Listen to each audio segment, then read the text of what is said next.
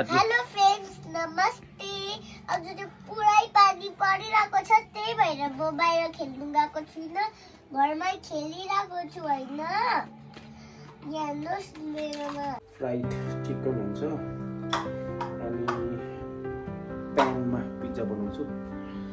प्यानमा pizza चाहिँ कसरी बनाउँछ सिक्नु मन छ भने चाहिँ हेर्दै गर्नुहोस् होला। खासै त मलाई पनि आउँदैन, ट्राई गर्ने हो है, तपाईँहरू पनि सिक्दा हुन्छ हेरेर। मैले चाहिँ अब यतिको कुक गरेको छु,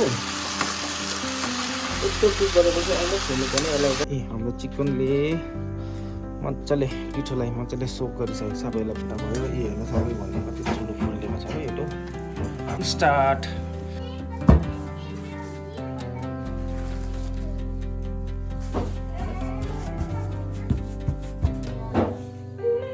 अब हाम्रो पिज्जा चाहिँ जाँदैछ सिधै आगोमा। Wow, it's looking so yummy, so nice. Photo लिन्छु एक दुईवटा।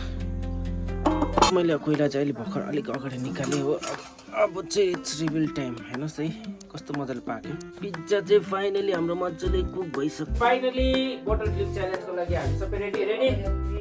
त्यत्रो मेहनत गरेर अब बल्ल चाहिँ भयो खाने टाइममा चाहिँ बिहानदेखि बनाउनु थाल्यो, इभिनिङ भइसक्यो हो। सो फर्स्टमा कसको टर्न? सानोदेखि ठुलो।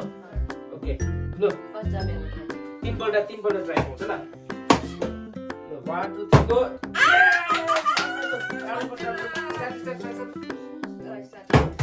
1